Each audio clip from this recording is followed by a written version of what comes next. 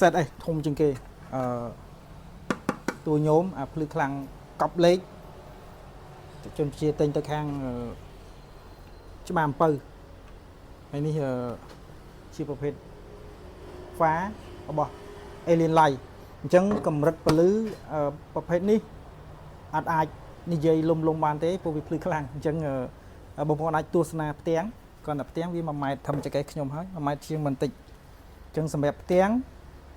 1ម៉ែត្រជាងហើយថ្មវា10 120 អាំពែថ្ម120អាំពែ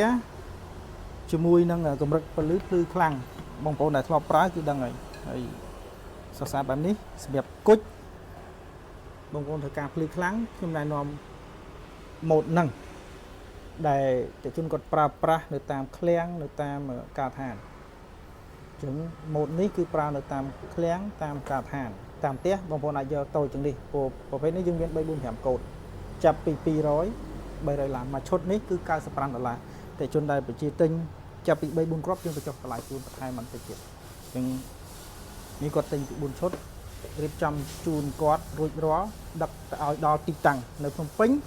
ចាំអាវ៉ាន់ដល់ចាំទូទាត់តាមខេត្តស្នើសុំតិជនទូទាត់រួចផ្ញើអាវ៉ាន់ទៅតាមព្រះបន្ថែមអញ្ចឹងអត់បាច់ព្រួយបារម្ភបែកបាត់បង់គឺយើងខ្ញុំធានារ៉ាប់រងជូនសម្រាប់បែកបាត់បង់គឺបានន័យថាបើសិនជាផ្ញើទៅបែកផ្ទាំងខ្ញុំផ្ញើផ្ទាំងថ្មីទៅឲ្យតែលក្ខខណ្ឌត្រូវឆែកអាវ៉ាន់នៅក្នុងកន្លែងក្រុមហ៊ុនផ្ទាល់ដើម្បី verify ថាផ្ទាំងនឹងបែកដោយក្រុមហ៊ុនអង្គជូនពិតមែនអញ្ចឹងយើងនឹងផ្ញើផ្ទាំងថ្មីទៅឲ្យអំពូលក៏ដូចគ្នាសម្រាប់បញ្ហាធានាយើងធានាជួសជុលរយៈពេល2ឆ្នាំសម្រាប់ផលិតផលរបស់យើងខ្ញុំអញ្ចឹងតេជនអត់ព្រួយបារម្ភក្នុងការប្រើប្រាស់ទេជួសជុលពាក្យថាជួសជុលតេជនតែងតែសួរថាតើជួសជុលយកលុយអត់ហើយខ្ញុំក៏ឆ្លើយទៅវិញខ្លីបើសិនជាជួសជុលយកលុយដដែលអត់ថាធានាទេអញ្ចឹងការជួសជុលគឺយើងអត់យកលុយទេជួសជុល free គាត់ថាសេវាផ្ញើមកបងប្អូនផ្ញើចេញសេវាខ្លួនឯងទៅបើតាមខេត្តនឹងពេញក៏ដូចគ្នាយកមកទីតាំងយើងជួសជុលឲ្យហើយផ្ញើទៅវិញទូទៅអត់ដែលយកលុយភ្ញៀវទេផ្ញើទៅវិញគឺសេវា3 4 5000យើងចេញជូនរហូតភាគរយយកពីភ្ញៀវតិចហ៎អញ្ចឹងលក្ខខណ្ឌជួសជុលគឺប៉ុណ្ណឹងហើយតើគុណត្រូវការ set S ជាមានគ្រប់កូដនៅក្នុងស្តុក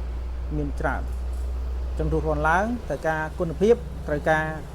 ភ្លឺខ្លាំងត្រូវការប្រាប់បានយូរខ្ញុំណែនាំ set S គ្រប់ស៊េរីតាមទំហំតូចដល់ទំហំធំ